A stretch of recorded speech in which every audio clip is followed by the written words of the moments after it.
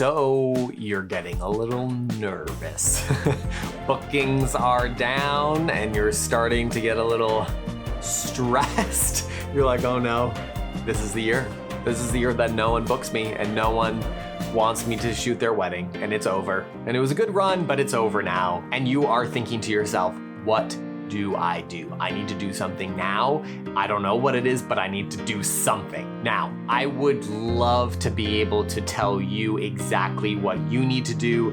However, I'd really need to take a look at your business, take a look at your portfolio in order to kind of give you a plan of what to do. That takes some nuance and looking into.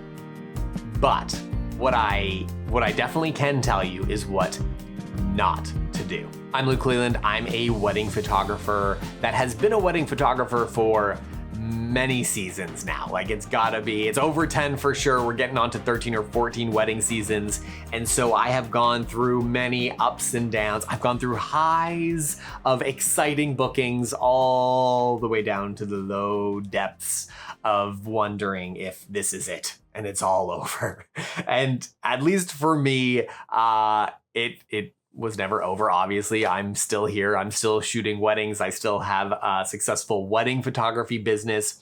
But in those moments of fear and questioning and wondering, I did some things that were not that smart. And they're often the things that a lot of people do when they get scared, when they get nervous about not booking enough weddings or not being where they expected to be. The problem with taking action in those moments of being scared and freaked out is that, at least for me, I did a lot of things that really just created more harm than they did good.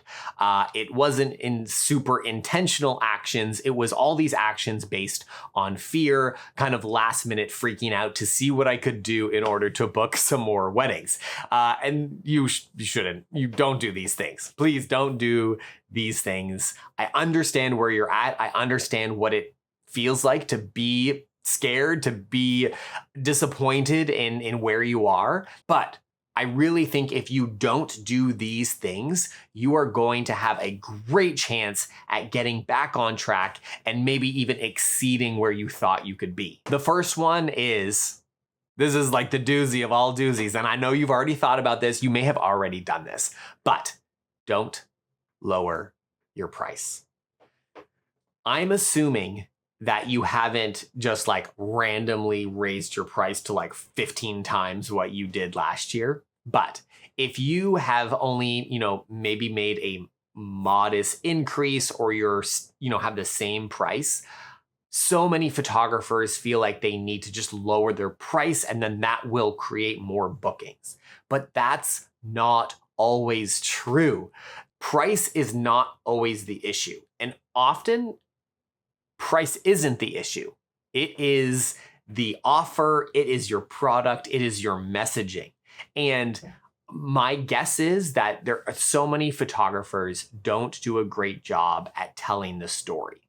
They're really great at taking photographs. They're really great at putting those photographs, on a website or on an Instagram, but they're not so great. I wasn't so great at telling the story behind how I think, how I approach wedding photography. And so for me, I just thought I can just lower prices and then more people will come in. But that didn't solve the problem. It only created a worse problem because all of a sudden I was targeting a lower price point than what I had been doing marketing for the whole year. And so that's where you kind of create a customer product mismatch where you're not getting the clients that you have created your business for. The next thing is, don't just throw free things at your clients. I've definitely done this. I'm I'll give you a free engagement session. I'll do whatever. Free travel. Just please book me. But here's the issue with free is that even though from our perspective, sometimes it feels it's oh, free things. If you get free things, then yeah, I'll book you. But the issue is that works well if you're talking about a $10 meal or a $15 t-shirt, or you get this free thing with it. But you're talking about someone's wedding. about photographing one of the most important days in someone's life. And while there are people that might be on the fence and a free thing might push them one way or the other, um, this is probably not one of the top priorities in getting people to book you. And so it's almost this like cheap action that we think that will work. That's kind of the easiest one to do. Just like throw stuff for free and see if people will bite. It's not going to fix the problem. And sometimes it can work against you because then people will be like, oh, a free engagement session? Like, oh, how can you just like give away your work like free so easily? Does that mean it's not worth that much? Like, ooh, maybe I don't want someone that's just like giving away free hours. And so it can often do the exact opposite of what you intend it to do in the first place. The third thing is don't desperately reach out to planners. Planners are people too. And so not just planners, even photographers, like I've gotten messages of people wanting to second shoot with me and they come across in a very like desperate way. And in the same way, a planner, a planner, when they hire you or when they suggest you to their couple, they're putting their neck out. They're putting their reputation on the line for you.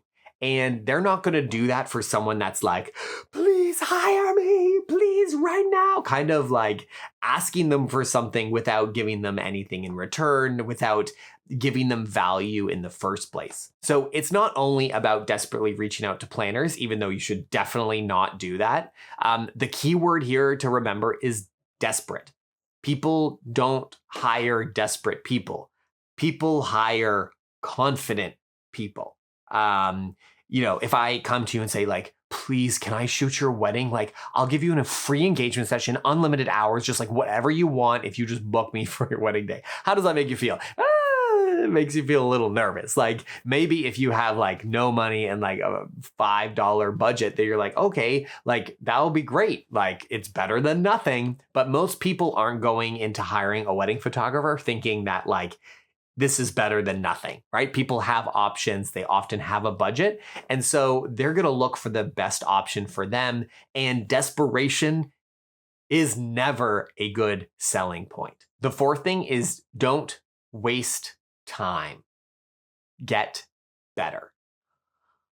One of the realities could be, if people are not booking you, is that you need to get better. So maybe your price point is too high. Part of the issue could be is that there are other photographers charging the same amount as you are, but they're better. Like they have a better portfolio, they have a stronger portfolio. So when people look at your work and then they look at your competitors' work, ooh, that girl is like way more artistic. Like she can like, wow, she does those like flat lays like that. Like, ooh, look at the photos of that reception and like the getting ready by the first look. Like, oh, that shot was like amazing. Like I want that for my wedding. I want that shot of me and my fiance. Like, oh, that would be like the dream for my wedding. So in these scenarios where you're not booking as much, maybe you're not hitting the expectations that you had for your own business, instead of kind of wallowing in the situation, get better. Like be so good that you can't be ignored. I love that phrase. And it's something that I tell myself, especially when, it's easy to look on Instagram and be discouraged by what other people are doing. But something that I often tell myself is like, you know what? Good for them that they are incredible, that they're taking these incredible photos. I'm going to take the best photos so that no one can ignore me. I'm going to take photos that speak for themselves, that people are going to be like, I need you to photograph my wedding. And so don't waste time worrying. Don't waste time being like, oh, no one's booking. Get to work and start improving your portfolio. And if you want some help fixing some areas of your wedding photography, I am running 4 live online classes with an incredible Q&A at the end. Okay, so there's 4 classes. So if you need help in these 4 things and you feel like maybe you're weak in these areas, this could help you book more weddings. Okay, the first one is posing and directing. Like if you feel like you could really create stronger magazine worthy images that are like wow images with your couples, this class is for you. Okay, how to shoot light and airy. If you're trying to get a consistent look and you like, my style of that romantic, timeless kind of film inspired look, and you're not sure, how to get there, I'm going to walk you through how I create that style with the settings, the equipment, the lighting, all of that stuff. So you're going to know how to create that consistent style after the class. The last two are the perfect coverage. If you're worried that, okay, maybe the coverage of the wedding day is holding me back. When people are looking through full galleries, they're like, oh, this doesn't like tell the whole story. This isn't getting all the shots that we want. Then this class is going to be great for you. I'm going to walk you through how I photograph weddings, all the photos that I take through each part of the wedding day to create an artistic, well-covered wedding day.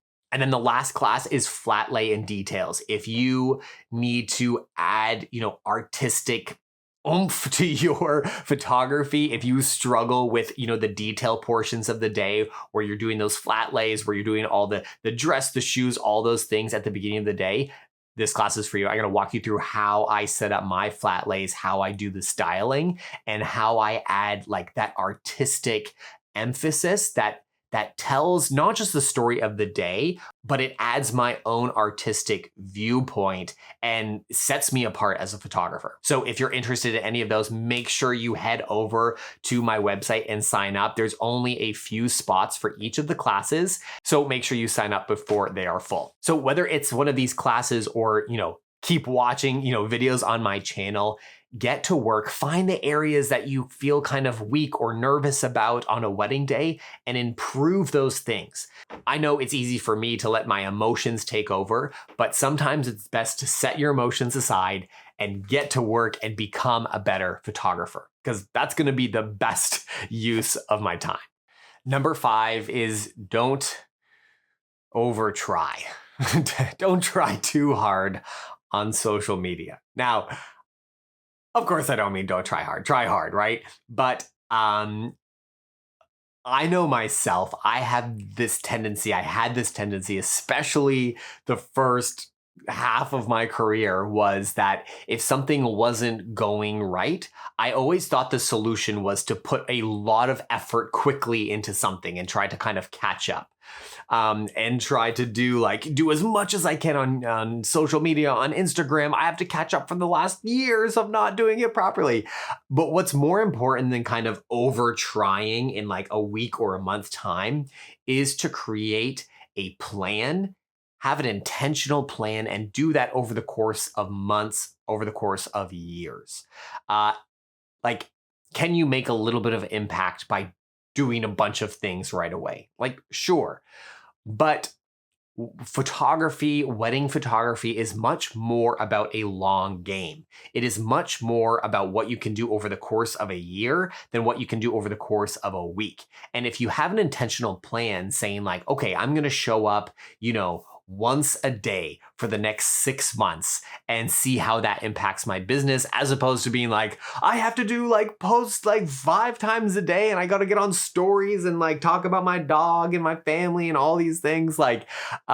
It's much more sit down and be like, hey, what kind of impact can I make over the next few months, instead of trying to panically, book weddings tomorrow. The 6th thing is do not pour your money into ads. Now, advertising only amplifies the current state of your business. So if you really aren't booking weddings, if you are not converting leads, if people are coming into your website, they're booking a call, but you're not booking them, and then you advertise, that is only going to amplify what's already happening. which means you could spend a lot of money and get the exact same results that you're getting, but it's just more expensive. So advertising works really well if you have a great little business and you want to scale that business. You have leads coming in, your website's working, your consultation is working, people are booking, and then what you can do is you can use advertising to get in front of more people. But there is this move to be like, oh no, I'm not booking enough, let's advertise. When that might actually not be your issue. The issue might be not the amount of people that are seeing you, but your process, your website, what your branding's like, the photos that you're showing. There's so much more that could be fixed before the advertising stage, because advertising only amplifies what you're already doing. The seventh one is don't try to become someone else.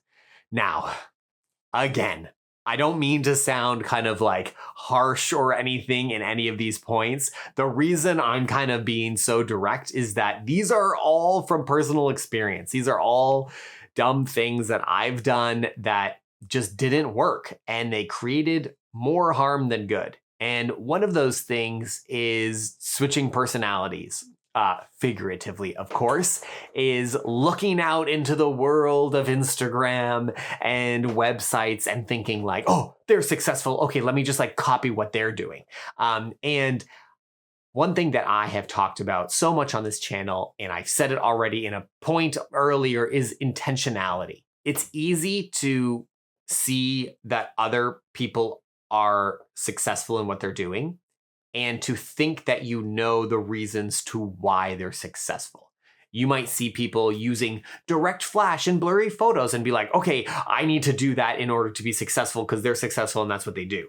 The tricky thing is that there is so many layers to business. There's a lot of layers to business that you don't even ever see on Instagram or their website. It's relationships, it's personality, it's how you interact with clients, it's what the client experience is in the background. There is so much that you don't see. And so I think when we get in a panicked situation where we're not booking clients, it's easy to just grab something, right? You see someone that's successful and then you just try to copy them without being intentional and really thinking about why you're doing that. And I'm all about creating a business and a brand based on intentionality, based on things that are important to you and what makes you special and what makes you unique as an individual, and then building on that. I think, there's been times when I kind of was like, oh, let me do something like that and let me do something like that. But what happened was that wasn't truly me, and it wasn't coming from an authentic place or a place that I really believed in. And it didn't align and gel with what I really believed in, what I really felt strongly for. And so I eventually had to get rid of it and do something in a different way. And so this point really goes back to emphasize, again, doing frantic things in the moment to improve your business in order to book a wedding is never a good idea. But sitting down and intentionally creating a plan and a direction and a brand, even though that might feel too slow, it might feel like you want to do something faster or quicker, is that long way around. The long way around is the fastest way through, or whatever that saying goes. The final point, which I think is the eighth point, is don't forget what usually happens. It's so important to track your inquiries, track when people inquire, track when they book, so that you have a good sense of when people book, what the cycles are of wedding photography. Those cycles do change over time, but there is a rhythm to when people book for particular markets. And something that happened to me early on was every year I'd get freaked out about oh, no one's booked yet. Oh my goodness, next year it's coming. I haven't booked that many. How is this going to happen? And it wasn't until I was a lot better at tracking inquiries and when they booked and all that stuff that I realized okay, you know what? Actually, people don't normally book right now. I usually have to wait a couple months and then they're going to start booking. And then what would happen? I would wait a couple months and sure enough, inquiries would start picking up, and then they'd start booking again, and I wouldn't have to worry in the first place. Information is so helpful. Having those statistics, having that record of what has happened in the past will help you not freak out in the future. Let me know in the comments, am I the only person that has done these type of things, or have you done one of these things too? Let me know in the comments if there's one of these things that are kind of like your go-to when you get stressed. You do one of these things, or maybe I'm just the only photographer. Am I the only photographer that gets stressed about these things?